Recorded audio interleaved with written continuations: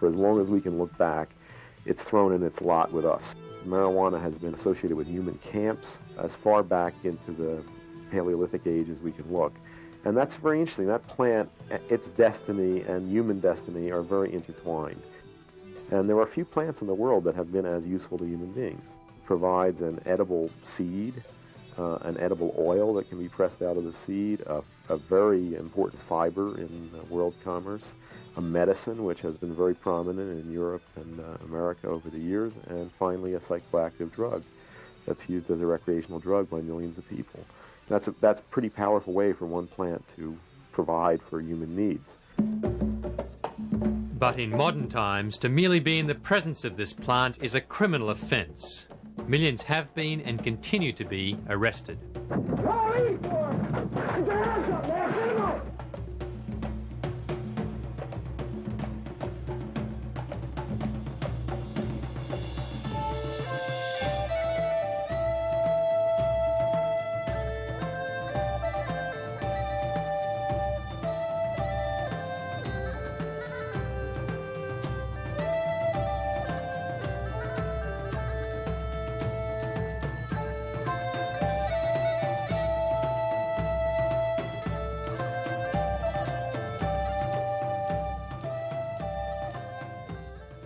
The longest and strongest fibre in the plant kingdom, Cannabis sativa, commonly called hemp, has been essential to world commerce for thousands of years. Before the mid-1800s, most ships were rigged with hemp rope and hemp sails. A 44-gun warship, like America's old Ironsides, took over 60 tons of hemp rigging, including an anchor cable over 2 feet in circumference. Also, the oakum that sealed the ship's boards and the sailors' clothing were made of hemp, as were the uniforms of soldiers and flags. The wagons of pioneer days were covered in hemp canvas. In fact, the word canvas comes from the word cannabis, which is found in ancient Sumerian and Babylonian languages 6,000 years ago. America's founding fathers, including George Washington, were keen growers of hemp, and Thomas Jefferson was probably the first hemp activist. Realising hemp's value to the prosperity and defence of the nation, he encouraged farmers to grow hemp instead of tobacco. Today's activists rally in the thousands at annual hemp harvest festivals throughout the Western world.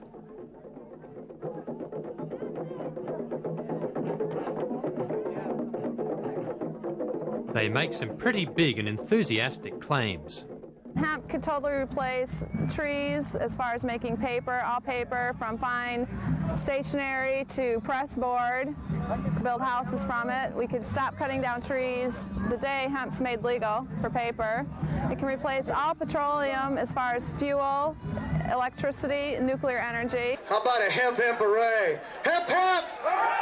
Hemp hemp! Hemp hemp! All right, let's wake them up out there.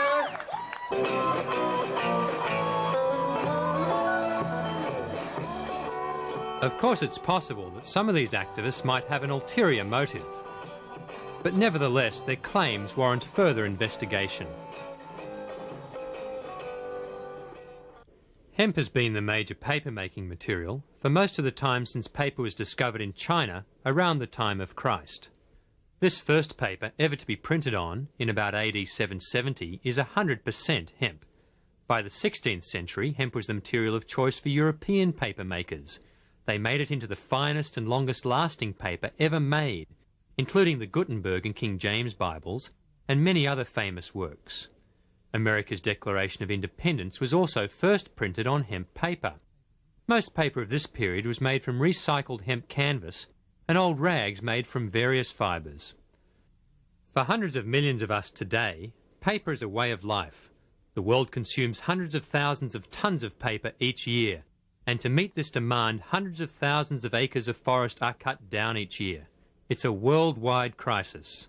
In southeastern Australia, vast areas of old-growth forests are being chipped and bought by Japanese companies like Harris Daishowa. Eugene Collins is a forester turned activist. Most of these forests take in the vicinity of 150 years to mature and to provide habitat for all the arboreals that require the hollows and things like that in them. This operation will be operating on about somewhere between 40 and 80 years, which is about half of what it takes for these forests to regenerate to their full maturity. This is basically a resource grab by an industry that's in trouble. The whole operation is a biological disaster and should be stopped immediately. There's no need to be flattening these forests. We could be doing it with alternative fibres. Hemp and canaf are just two of them. Mommy, Mommy, tell me about the trees. And tell me again about those fish that swam the seas. And why aren't they here for you and me? Why can't we live in harmony? They cut the trees down to the ground. They took the fish till there weren't any around. They said it was for you and me. But I say it's for a growing greed.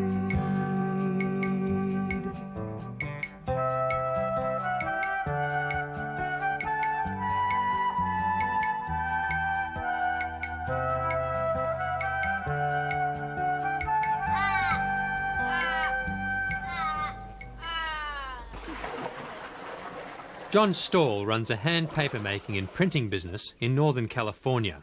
He has found that hemp stalks produce the best fine quality art paper. Wood pulp is used for paper making not because it's suitable, simply because it's cheap. And it's a byproduct of the whole logging industry. But the available cellulose is something like 30%. It's really not very good, and it has to be processed with all kinds of toxic chemicals. Since the invention of the wood paper process around the turn of the century, paper quality has deteriorated, and so has the environment. The water that comes out of the pulp plant, out of the pulp process, has large quantities of chemicals that are potentially toxic to marine organisms that live in the bay. Those chemicals include dioxins, they include chloroform, and a whole suite of other chlorinated organic compounds. Over 2,000 have been identified. Hemp, on the other hand, is somewhere around 77% cellulose and very few impurities, and it really is an ideal material for paper making. Realising the problems associated with wood pulp paper, the Dutch government has launched a major research project involving 8 different research institutes to study hemp's potential as a fibre crop for paper and other uses. I hope that this research will finally produce a process where we can use hemp to make fibers that can be used for paper and probably also other products in such a way that we will have a complete clean process and an energy efficient process that causes very little pollution, and that also will prevent the cutting down of trees somewhere else in the world. Hemp is one crop that looks promising because it is a plant that is pretty resistant to a lot of diseases, and it grows well in the Netherlands. It can be used without using pesticides, and it doesn't need very special requirements with respect to soil nutrients. It needs some fertilizer, but not that much. Normally, hemp grows the best in some warmer climates than the type of climate that we have in the Netherlands, but even in the Netherlands, hemp is growing pretty fast. The Dutch are proud of their perfect crop, 3 to 4 metres in height. Commercial hemp is also well established in France, where they have licensed farmers to grow strains that are almost drug-free. L'utilisation papetière avait réellement débuté. Cultivation for the purpose of paper making really began around 1960. So now there are between 3,000 and 10,000 hectares. It is used to make special paper, and in particular cigarette paper. In order to make this kind of paper, you need textile fibers that are very resilient. Hemp is one of the few plants in the world that contains fibers of a very high quality. Et le chanvre est une des quelques plantes dans le monde qui comprennent des fibres de grande qualité. The United Kingdom licensed commercial hemp in 1993 and is already producing a variety of hemp products, including this fine writing paper. In Australia, the Tasmanian government has allowed this experimental non-drug strain crop at the instigation of Patsy Harmson. In Australia, we'd be very silly to let a crop like hemp go because it could solve a lot of our problems. One of our major problems is soil degradation, and just like in the old days when hemp was used to repair land after soil erosion, it could just as easily be used these days for repairing our own soil. It's a natural weed suppressant because of the way it grows. It grows on these tall, skinny stalks for good fibre, just with a thick canopy of leaves up above, and that just prevents anything underneath from being able to grow. The other beautiful thing about hemp is its long taproot, and the taproot binds the soil together. The nutrients in the hemp plant are concentrated in both the roots and the leaves and the flower head, and because if you're growing it for fibre, you're only removing the stalk, the roots stay in the ground and the leaves and the flower heads are returned to the soil, which means that you're returning most of your nutrients. You're only removing cellulose and water if you're growing it for paper or textiles. Here in Australia, we're virtually giving away our native forests at a price of, say, $70 to $80 a tonne. Hemp, on the other hand, could be a wonderful replacement and would fetch $400 at least a tonne.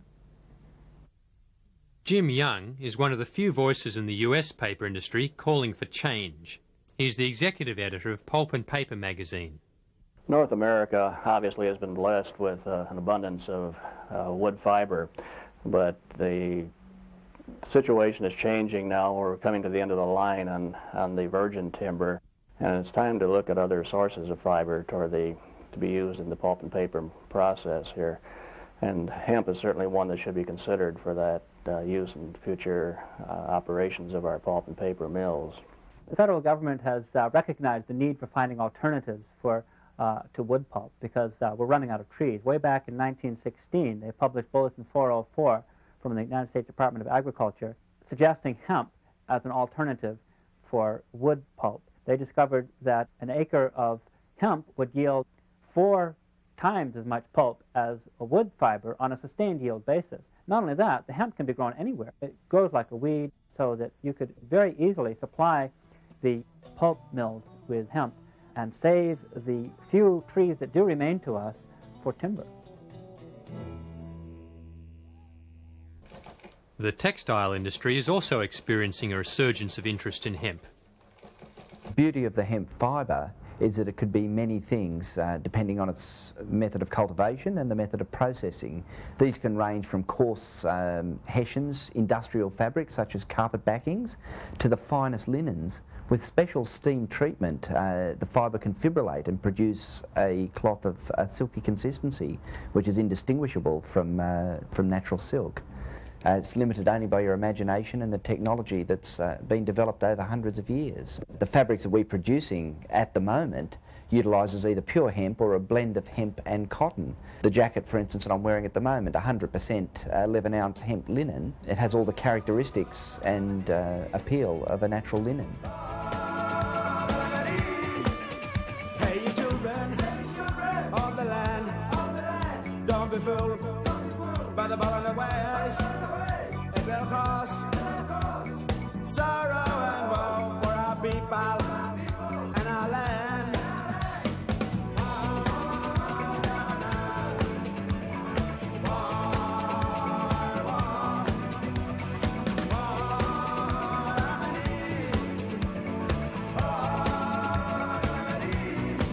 So live it up, live it up, live it up, live it up.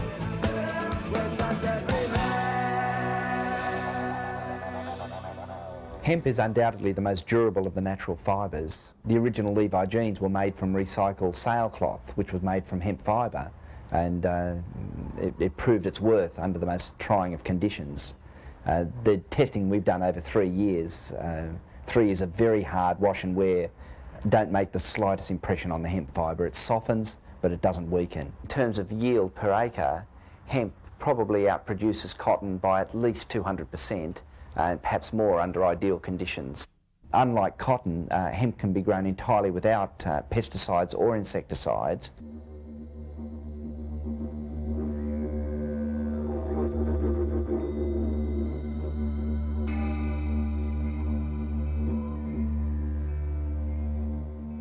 The cotton industry is basically a chemical industry. It's highly dependent on the use of pesticides at all stages of production, right from the drilling of the seed through to the harvesting.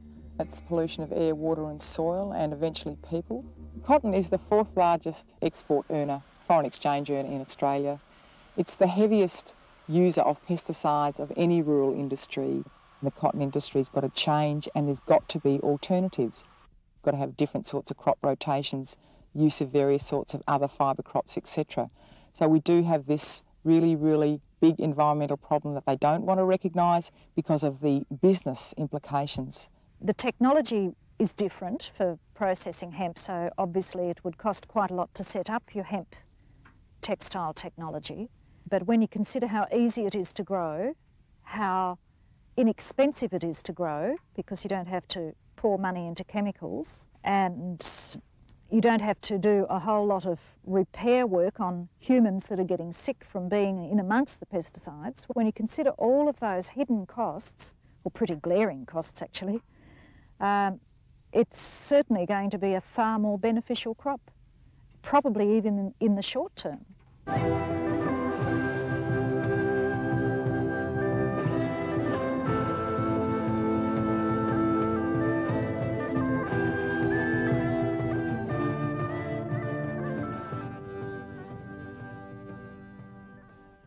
Prior to 1937, 70 to 90% of all rope, twine and cordage was made from hemp. Hemp-strong fibres can also be utilised in hundreds of composite products. Henry Ford used hemp and other natural fibres to make the body of this car in 1941. William Condy has a redwood lumber business in Oregon. In the face of dwindling redwood supplies, his company has taken some bold steps to solve the problem. We talk about advanced composites from annual fibers is the way to solve the forest crisis. Trees are fiber. That's what we cut them down for. You take a Douglas fir tree, the longest fiber was 3/4 of an inch. Well, here's hemp. And this stuff is like, instead of partials of an inch, this is like feet long. When you're making composites, there's a rule that says that if everything else is equal, the longer the fiber, the stronger the product. The truth of the matter is that hemp is a superior fiber to tree fiber in every way conceivable. What we created here is we created what's called medium density fiber board. In all of the major strength tests, hemp tested out to be 2 to 3 times stronger than the boards that were made out of tree fiber. We can actually make anything from a 2x4 to the body for a stealth jet bomber. George Tyson is also an innovative hemp researcher. The food industry is looking for a water-soluble, biodegradable materials that they will be able to make food containers with in the future, because their primary concern is to take away the materials that formerly found themselves going into landfills and making material that will fully biodegrade or recycle. We certainly believe we could package hamburgers. The trays may look something like this. If these products were tossed out or ground up and spread on the landscape, they would be nature's fertilizers. There would be no toxic effect. This could lead to fast food places serving you the food in a container of a flavor of your choice, strawberry, mint, or chocolate, and then you eat the container as your dessert. We envision hemp as being a complete new wave of the Industrial Revolution, that there'll be a complete new industry that will come out of this. Actually, there'll be thousands of products that can be derived from this fiber and from the oils of the seed. Hemp seeds contain up to 40% high-quality oil, a combustible oil that has traditionally been used in lanterns. A simple process now allows it to be converted into a relatively clean substitute for diesel fuel. In past centuries, hemp seed oil was also a major base for durable, non-toxic paints. Many great paintings are hemp oil on hemp canvas. In the Ukraine today, hemp seed oil is still a major ingredient in the commercial paint industry. It is a nutritious base for cosmetics and is also a highly nutritious edible oil. Hemp seed oil is unique in having such a high proportion of the omega-3 unsaturated fatty acids. with a very strong cardioprotective effect. Hemp seed has been used for millennium as a staple food by many people around the world. It has a near complete balance of essential amino acids, second only to soybean. Well aware of this, Alan Brady is one of the few modern hemp seed chefs. Once it's in this form, it's all roasted and ground up, you can get creative and you can make a million things. You know, it's like I make halava. If you want to make something where any kind of bread recipe, pancakes, anything, just leave out half your amount of flour and replace it with this stuff right here. Get totally creative, make delicious things, and have fun with it. After dehulling the seed, Alan produces his premium delicacy, rich and creamy hemp ice cream. Hemp is probably the world's most economical, ecological and easy way to grow protein. And there is no need to worry, hemp seeds are totally drug-free. If you know a way to save the planet, don't whisper about it, shout about it.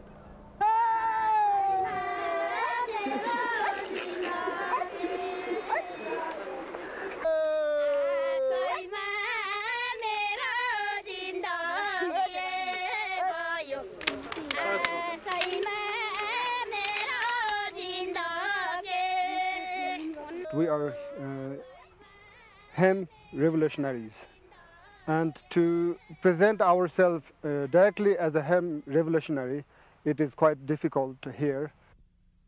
Hemp's prohibition in Nepal led to a massive police eradication campaign in the early 90s. But now, only 2 years later, the Valley of Tarakola is unified to defend its traditional hemp industries, primarily rope and seeds.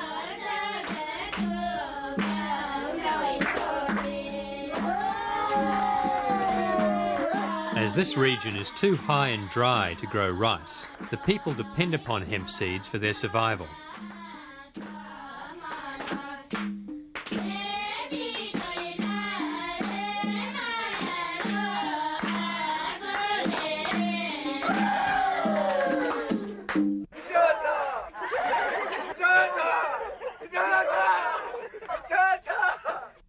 Since 1992, the Human Union movement is developing a commercial hemp paper, textile and oil industry, a chemical-free industry providing much-needed employment and income. They do not have to make hashish out of their plant because they can sell the stalks, they can sell the seeds, they can have food and they can have money from one plant. So the people and the farmer of these surrounding are really appreciating our project here.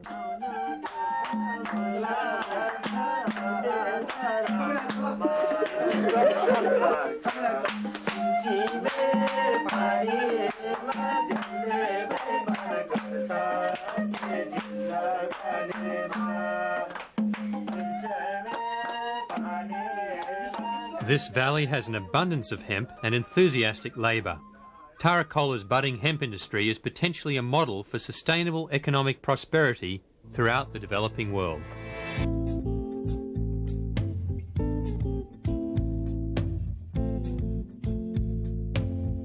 Hemp could be used as a fuel source, an oil source, as well as a paper-making fiber.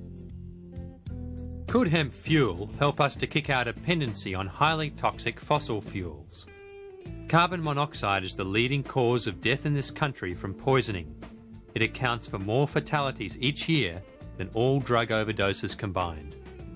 Over history, it would be hard to predict how many people have died from gasoline that didn't know what killed them.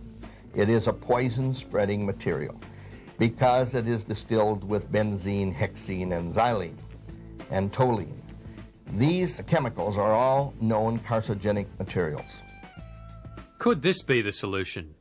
That which fuels a romantic dinner is also a good fuel. Normal drinking alcohol, also known as ethanol, is the cleanest of all liquid fuels. George Tyson is developing techniques to produce ethanol from fast-growing, high cellulose plants like hemp. We jokingly say this is the fuel that if you were burning it in your car, the reason a dog would chase your car was because he liked the smell of the exhaust pipe. As you can see, there is no smoke emitting from this in this room. Try this with a tablespoon or two of gasoline, and you will have the comparative test. Also, when your engine is through burning on gasoline, take it apart and see how much dirty carbon you find in the engine. We found that running a car 3,500 miles, we couldn't even get a white glove dirty when we took our finger inside of the exhaust pipe. All plants are storehouses of solar energy, and all plants can be fermented to produce ethanol fuel. Plants also produce the oxygen needed to combust the fuel in a car. The emissions, carbon dioxide and water, are reabsorbed by plants. It is a clean and balanced cycle.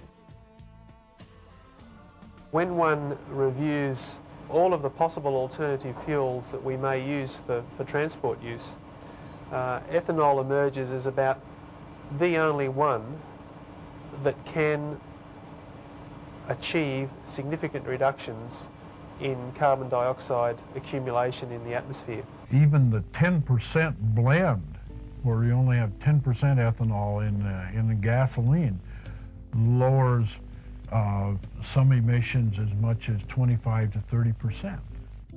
For this reason, blends of 10 or 15% ethanol with gasoline are being used in several states in the US and in Australia as a means of reducing air pollution. Ethanol blends also eliminate the need for lead in fuel. The ethanol is being distilled from sugarcane, grains or residue starch, as is the case with this ethanol plant in Nowra, Australia. Ethanol produced here is also being added to diesel fuel. Buses running on this new 15% ethanol fuel are emitting up to 40% less carbon monoxide, 50% less smoke, and up to 10% less nitrous oxide than straight diesel fuel. In the context of ethanol making a significant contribution to transport fuel needs, we need to think about producing ethanol from cellulose, or more correctly, lignocellulosic feedstocks. All plants are made from lignin and cellulose. Fast-growing plants that are low in lignin and high in cellulose are most suitable for producing ethanol. Things like switchgrass, canaf, hemp has tremendous potential, both because it has many products to be produced from it, and also because of the tonnage that can be produced per acre. Ethanol from lignocellulose crops is being developed by Tyson Xylem Corporation and the Solar Energy Research Institute in the US, and APACE Research and the University of New South Wales in Australia. Research is showing that ethanol could be produced economically on a small farm or community level. It could also become one of the world's major agro-industries, replacing the petroleum industry entirely. It's estimated that by the year 2000, we will have demonstrated processes and technologies for the production of ethanol from cellulosics that will be able to produce ethanol at a price competitive with crude oil prices. Even the United States could produce all of its transport fuel needs as neat ethanol. Australia, no problem. All of our liquid fuel for transport could be ethanol.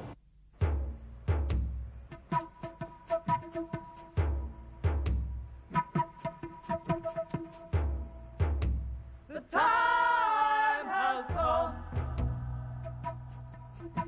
Your science and technology are complete. Your art and culture have reached a peak. Now work with my energy. Work with my energy. Work with my energy. These days, the hemp plant is most commonly associated with the drug marijuana found in its flowers and leaves. Historically, however, marijuana has been much more than a recreational drug. The father of Chinese medicine, Emperor Shen Nung, included marijuana in his pharmacopoeia almost 5,000 years ago. Recently, marijuana was found in a 1,600-year-old skeleton of a woman giving birth near Jerusalem. Medical literature of the time indicates that marijuana had the power to increase the force of uterine contractions and to provide a significant reduction of labour pain.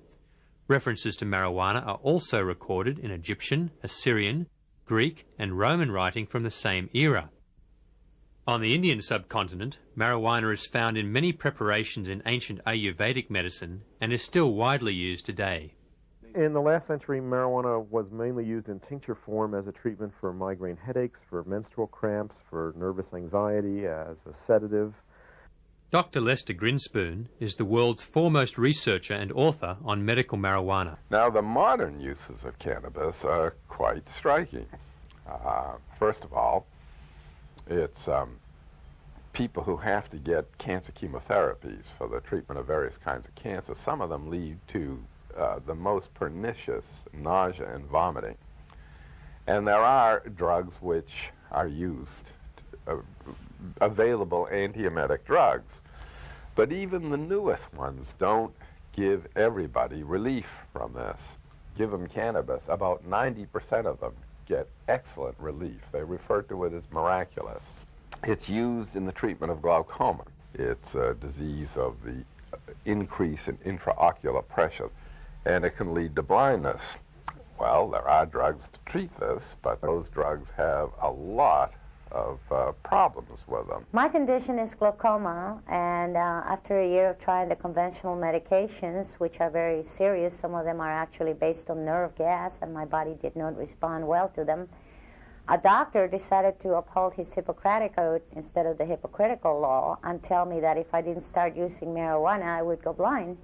It's been demonstrated that the cannabis has a remarkable capacity to lower intraocular pressure, and there are people now who believe that they have saved their eyesight by using cannabis. As long as I use marijuana in any way, such as eating it or smoking it, either way, my pressures remain perfectly normal, as if I don't have the disease at all. It's a total deterrent for me.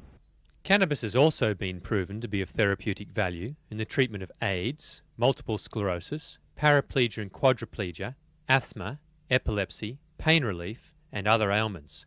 It has also been used as a topical antibiotic and analgesic. Dr. Andrew Weil was the first and about the only independent researcher to ever get permission to study marijuana. He carried out his lab experiments at Harvard University Medical School in 1968. He is also a well-known author. I think the great advantage to trying to find medical uses of marijuana is that it's so non-toxic. You know, relative to most of the drugs that we use in medicine today, it's very harmless. It just doesn't do that much to the physical body. But marijuana remains one of the most illegal substances on the planet. In US law, it is placed in the most dangerous category, Schedule 1. It's in that schedule that drugs like LSD, heroin, and marijuana are placed. And drugs that are in that schedule can't be used at all. They're completely off limits. You can't even do any clinical research.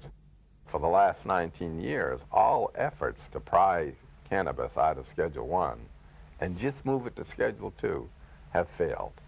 In 1972, the US Drug Enforcement Administration's senior judge, Judge Francis Young, commenced hearings on marijuana. He came up with a 60-odd page opinion saying marijuana is probably the safest drug in the pharmacopoeia, and it certainly has medical utility, and it should be moved to Schedule 2. It's quite extraordinary just how steadfast the U.S. government has been in not allowing this to be used as a medicine.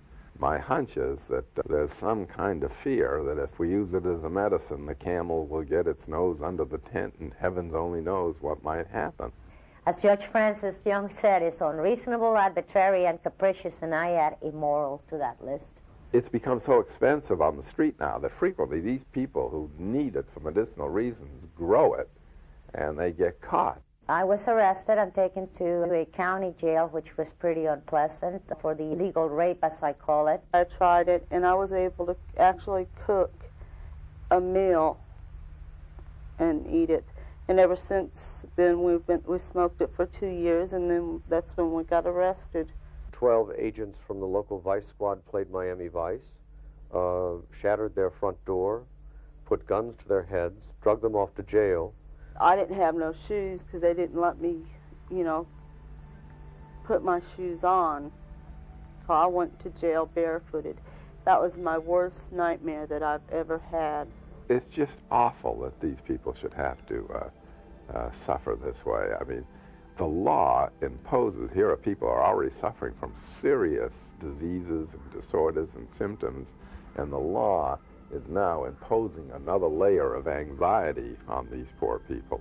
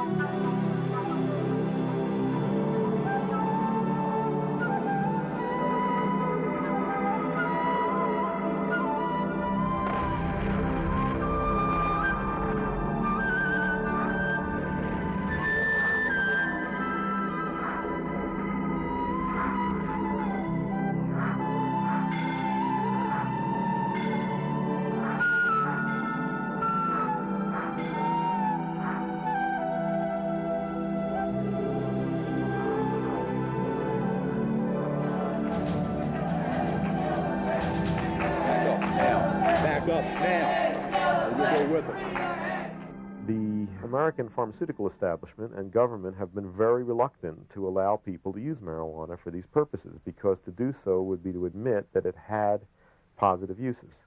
And one of the fictions that has to be maintained in the war against this evil plant is that it has no redeeming qualities.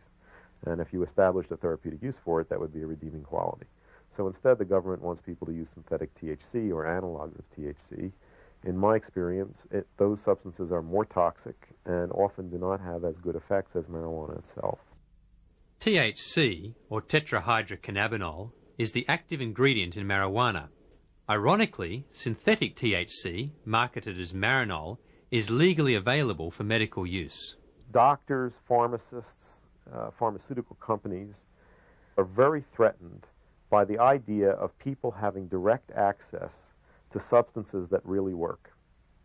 And so there is a lot of effort to scare people away from natural medicines by telling them that they're dangerous, that things out of nature are more dangerous for you than the products of pharmaceutical companies. And I think that is not a good thing to tell people. In my experience, natural medicines are much, much safer than synthetic and refined ones. This realization is spreading. In 1991, Dennis Perron launched a San Francisco citywide referendum for medical marijuana. Proposition P won by a landslide. This preceded similar victories in several other US cities and the California statewide initiative of 1996. Now, in downtown San Francisco, the Brownie Mary Rathburn building is home to the Cannabis Buyers Club that serves marijuana to 10,000 patients. Attempts by the federal DEA to close down the building and arrest Perron and his staff have been firmly blocked by the San Francisco city authorities. 2 million people are infected with the HIV virus. 500,000 people get cancer every year. These people are our brothers and our sisters, our relatives, our aunts and uncles, people we love. I don't think that any of these people, any of these relatives would stand in the way of their brothers and sisters getting a medicine that would help them. Unfortunately, modern usage of the hemp plant centers around only one of its many uses, its ability to alter consciousness. Like the other uses, this is also not a recent phenomenon. The oldest domesticated plants are the drug plants. We have historical evidence that they were domesticated by people before food crops.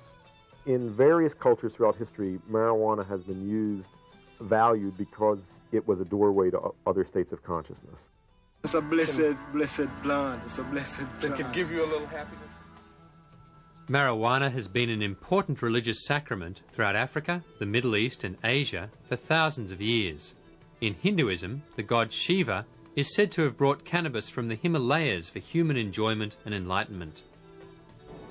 Shiv Shiv जितना P उतना जीव जे न जाने गांजा के कली लड़का से लड़की बम बम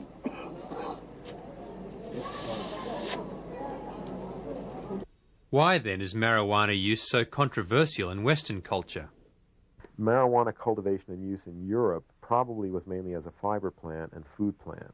And it's very possible that many people who grew it for fiber and for seeds did not know of its use as a psychoactive drug. Terence McKenna is a leading researcher and author on the traditional uses of psychoactive plants. The absence of a straightforward hallucinogen or psychedelic in the flora of Europe has given Western man a kind of particular horror of the kind of boundary-dissolving experiences that attend these plants. Another factor is the Christian church. The reliance of magical folk practitioners on plants was consistently suppressed by the church. So we have evolved our peculiarly alienated form of science and social polity completely in the absence of any connection back into the magical side of nature that Celtic and earlier peoples were very concerned to cultivate. So this, I think, is the source of our particularly destructive relationship to the earth and our particularly alienated state of social relationships among ourselves. Only 100 years has Western humanity and civilization actually grappled with the dilemmas which these substances pose. So we're at the beginning of making an adjustment which many traditional societies made a comfortable accommodation to millennia ago. Our beginning to make an adjustment has been a rough one. Our nation has zero tolerance for casual drug use. When I was in England, I experimented with marijuana a time or two, and I didn't like it, and didn't inhale, and never tried it again. If you do drugs, you will be caught. And when you're caught, you will be punished. One of the major concerns is drug use among young people. I think marijuana can make kids space out and lose their concentration, and I think the only remedy for that is good drug education, especially aimed at young people, about what are appropriate uses of it and what aren't. And I don't think it's a good idea to be stoned in school, for example. But we don't have any real drug education at the moment because in the present climate, that's impossible. You can't admit that illegal drugs have any positive uses. And all of the educational materials that are used in schools are designed to scare people away from that substance by exaggerating its dangers, and that doesn't work. If you tell a 15-year-old that all these terrible things are going to happen to him or her when they smoke marijuana, and they've already tried it and they know that it didn't, why should they listen to you when you tell them that crack cocaine might kill them? I wouldn't have if I was 15 and was misinformed like that. I think that kind of education has a very negative effect. I think it enormously stimulates curiosity on the part of young people to try the forbidden substance.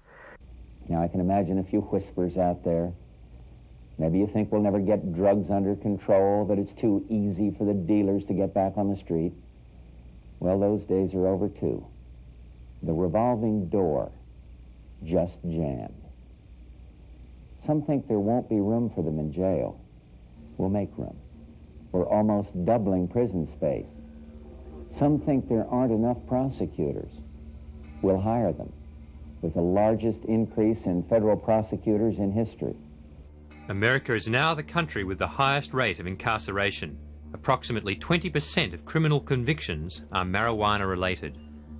There is no inherent psychopharmacological harmfulness of marijuana, which is anyway comparable to the harm of arresting more than 400,000 people, mostly young people, for marijuana transgressions every year in this country.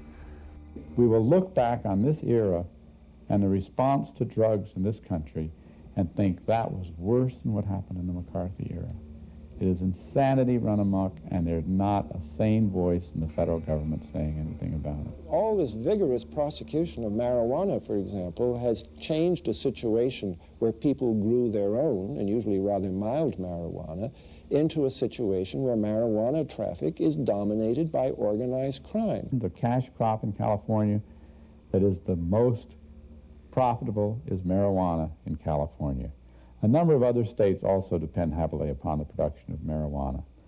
In addition to that, you have the profits made by banks through laundering money.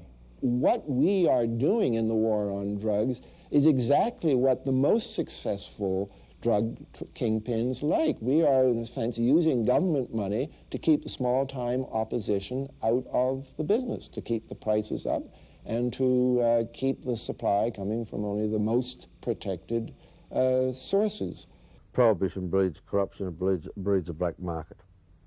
And we've seen in Australia quite a large number of police officers who have been charged in relation to the supplying of marijuana, and that's the corruption element that's inbred. Lawrence McKinney holds the patent for extracting natural THC from marijuana plants for medical use, but the war on drugs has prevented him from using his patent. The major advantages of the drug war to the Justice Department is that the RICO statutes allow them to confiscate and sell anything they can find that's connected to any person who has any large amounts of marijuana. And the result has been such amount of money, over $1 billion last year, that these drug laws are simply phenomenally profitable to the Justice Department. Fighting a war on drugs is big business now. It is strictly to encourage this society of people who can't imagine themselves in another job other than fighting a war. And when they run out of wars outside of the country, then we're implementing our own military on our own people, and it's just gotten totally out of hand. Law enforcement, whether they are military or not, constantly try to take on more and more of the appearance of military, and it's a psychological tactic as much as anything else. When this happens to someone, the helicopters will come down and they'll hover and they'll direct troops, or there'll be troops traipsing in the woods near your house, and your animals will get frightened, and your babies will get frightened, and you'll get frightened, regardless of whether you're involved in anything illegal. When the walls have begun to crumble, when the laws have begun to burn, when the wind is singing freedom, when the stone begins to turn, when the wind is singing freedom, when the wind is singing freedom, when the wind is singing freedom, when the wind is singing freedom, freedom, freedom, freedom, freedom, freedom, freedom. You have vast amounts of money internationally spent to force other countries to go after their marijuana. Nepal was one of the last countries in the world that had a controlled marijuana marketplace, you might say, that was well controlled by the government. Now, because of the pressure from the United States, they made it illegal. With marijuana suddenly illegal, the trafficking was taken over by criminals. And these criminal smugglers very rapidly began to discover there were things that were more valuable than marijuana to smuggle, and infected Nepal and that whole area with heroin smuggling and worse. So it shows you an example of how just with a few dollars and a little bit of pressure, the United States can take a regulated, non-harmful situation and turn it into a situation of crimes, victims, money, and extortion and death. The repression of Lebanon's ancient hemp industry occurred recently during the Gulf War at the behest of the US government and Syria's President Assad. Now we are friends with Assad, and the United States is backing his efforts to wipe out marijuana growers in Lebanon with tanks. That's what we do with our marijuana policies worldwide. The United States drug policy in toto affects every country. Eddie Engelsman is head of drug policy for the Dutch government. We think that cannabis use is hazardous. We have a very, I must say, comprehensive anti-smoking policy. But does this harm or this risk of getting any harm justify such draconic measures? We think no. At least our policy shouldn't do more harm than such a drug would do. Every major government study ever publicly funded that studied hemp has come to the conclusion that criminalizing it is a bad methodology. Richard Nixon wanted to really drive the stake through the heart of marijuana, so he appointed a 21-member committee. The Schaefer Commission recommended that marijuana be decriminalized. Nixon just denied the results, rolled right over them. The recent US study, commissioned by conservative California Governor Duke Majan, recommended that adults be allowed to grow marijuana plants for personal use. The embarrassed governor refused to endorse it. It's a similar story in Australia. since 1970 there have been up to 12 inquiries or royal commissions or parliamentary inquiries into the drug marijuana, and all of those inquiries have recommended decriminalisation, and yet no government has been prepared to stand up and say, well, the inquiries have recommended decriminalisation, we will act on the recommendations of the inquiries. All the surveys show that over 50% of the community accept the use of marijuana, and if that is so, then what you're doing is getting a law that is enforcing something that the community doesn't necessarily want enforced. In Holland, the drug problem, the issue, is considered an issue of health and welfare. So it's not for the police and the courts. One objective of our cannabis policy, if I may say so, not to prosecute people. It is illegal, but to a certain extent tolerated, which has nothing to do with a laissez-faire approach, but we didn't want to push people in the ground. The sale of marijuana is tolerated in many Dutch coffee shops. Nowadays, cannabis users have nothing to do with users using harder drugs. We have integrated education on cannabis in our general health education system in schools. In America, cannabis use is many times higher than it is in Holland, in spite of all the measures and all their wars and all their warning and just say no campaigns. So what is the attraction to marijuana?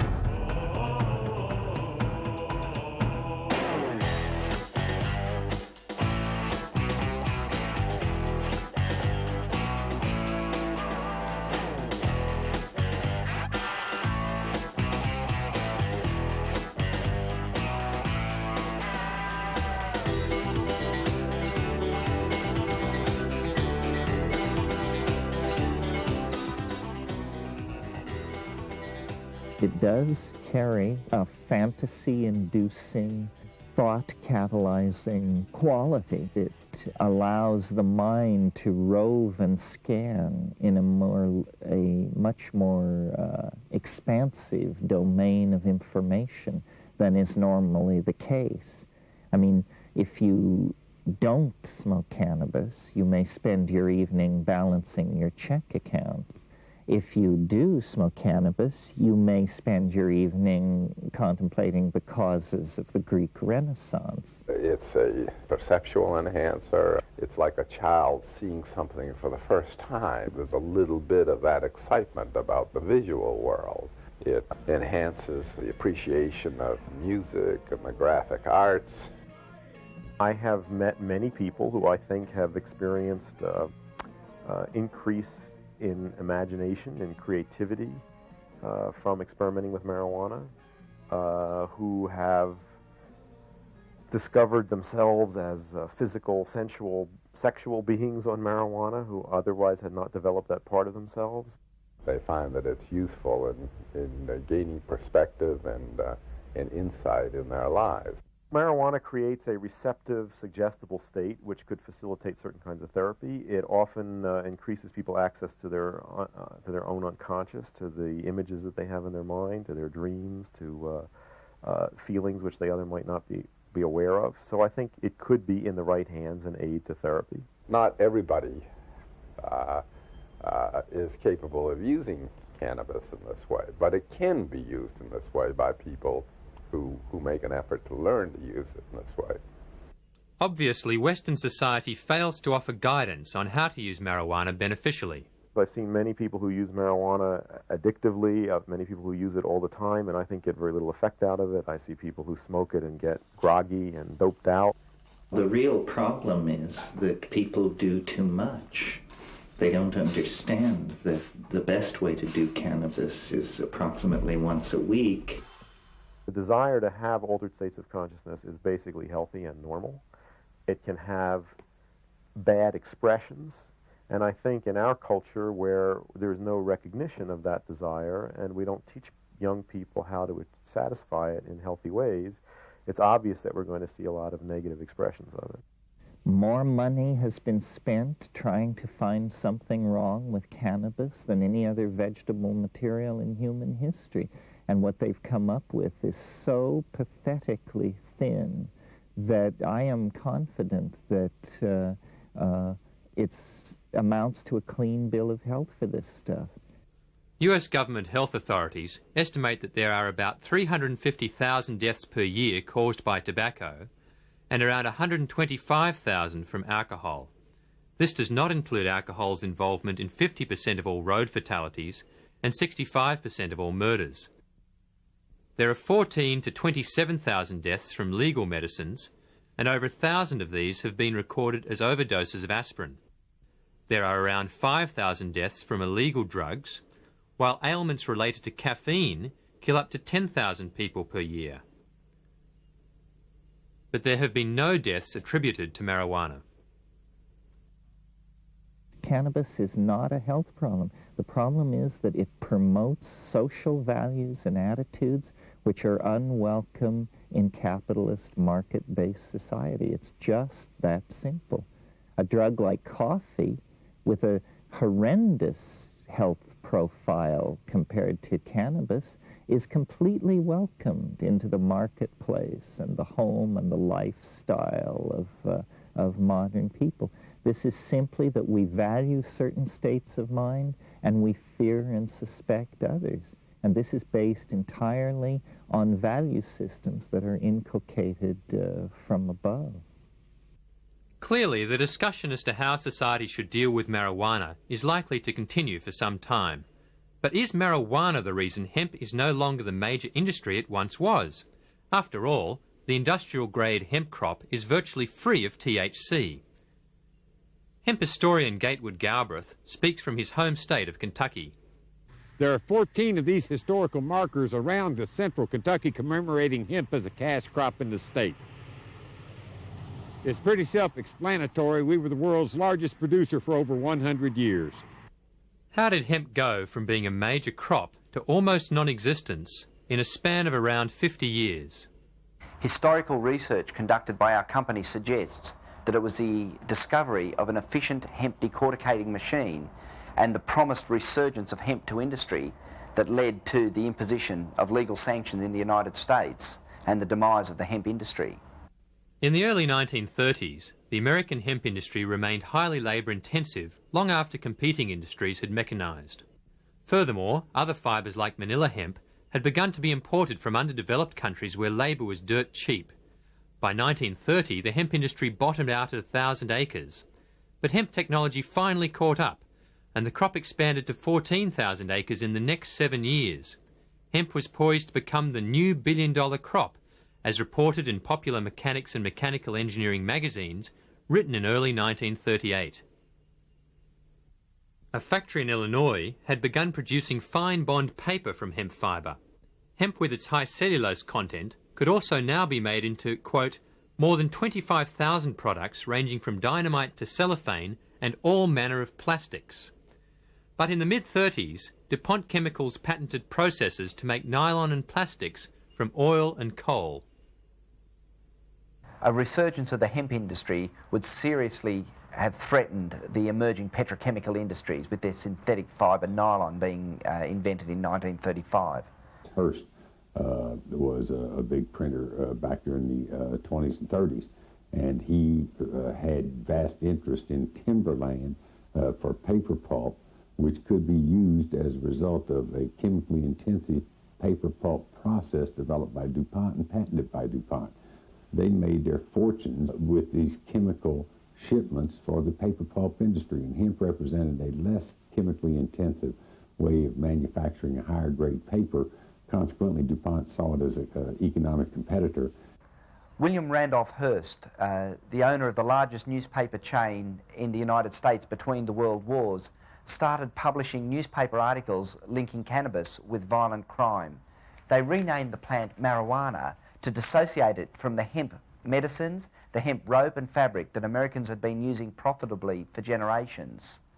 Many stories in his papers told of blacks or Mexicans using marijuana and being disrespectful or violent to whites, or trying to push their drug to innocent whites. The campaign succeeded in getting racist white organisations to support cannabis prohibition. Hearst and Harry Anslinger, the then director of the Bureau of Narcotics, managed to get marijuana made illegal in 1937, thus destroying the hemp industries. This timing is interesting. The alcohol prohibition had just ended, and the people who had enforced it needed new jobs. This may well be why Anslinger pushed so hard to get cannabis banned. In Anslinger's words, if the hideous monster Frankenstein came face to face with the monster marijuana, he would drop dead of fright. Reefer Madness was one of the many movies made to whip up an anti-marijuana frenzy. The sale of marijuana is even more difficult to detect and halt than the traffic in drugs such as opium, morphine, and heroin. More deadly even than these soul-destroying drugs is the menace of marijuana. Under the influence of the drug, he killed his entire family with an axe.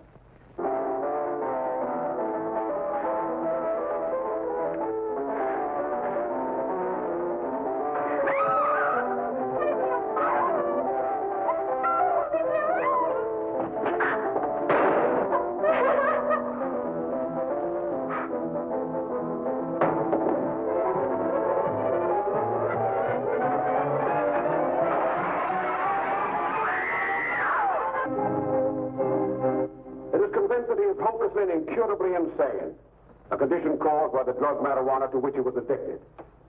It is recommended, Your Honor, that the defendant be placed in an institution for the criminally insane for the rest of his natural life. The prohibitionist mentality was abhorred by our founding fathers and by Lincoln and by every other great leader in America. They never had the power to prohibit, but they soon gave themselves the power to tax.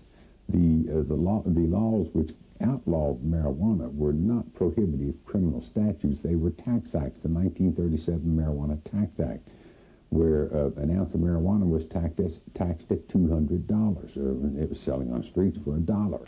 At that time, congressmen voting on this piece of legislation were not aware that marijuana was hemp, cannabis hemp, that country had been using profitably for centuries.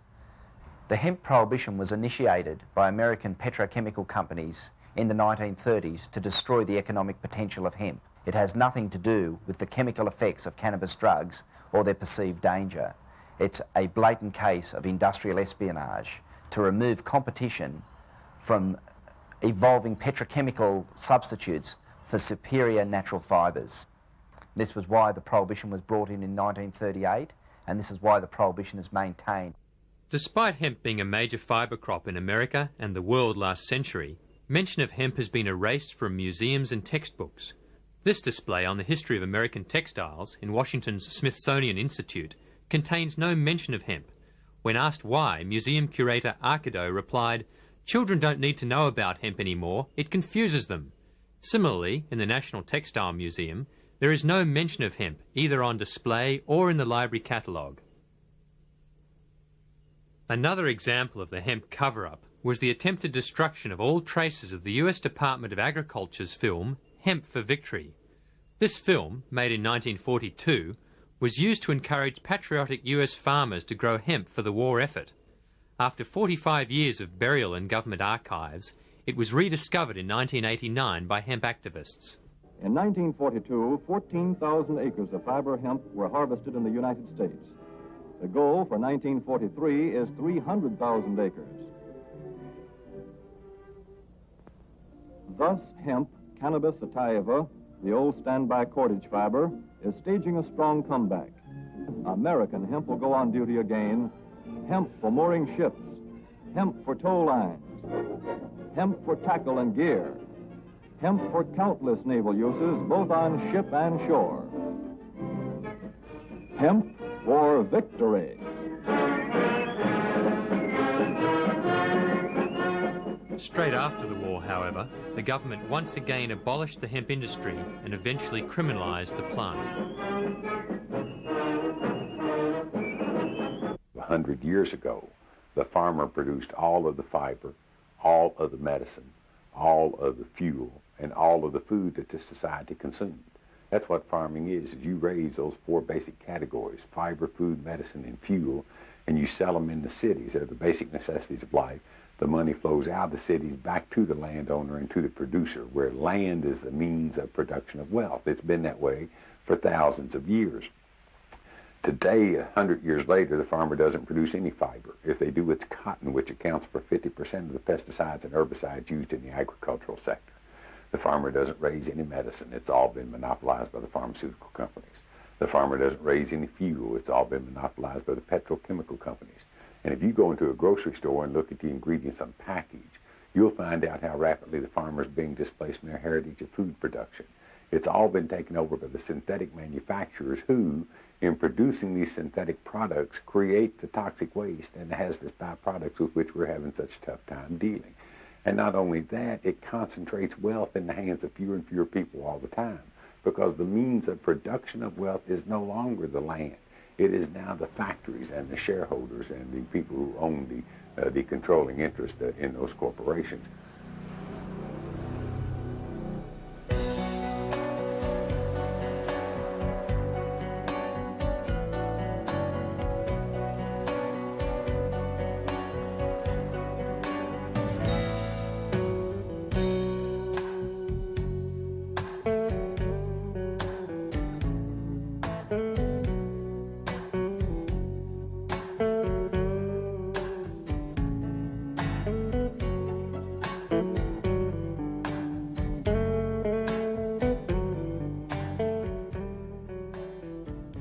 Does government have the right to tell man or woman that they cannot plant a seed in God's green earth and consume the green natural plant that comes up out of it? That seems such an inalienable right.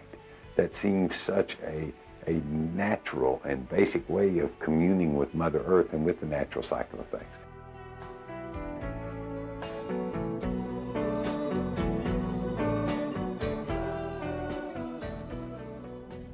It really is only a matter of time before hemp returns to Australian industry and commerce. A lot of preliminary work has been done.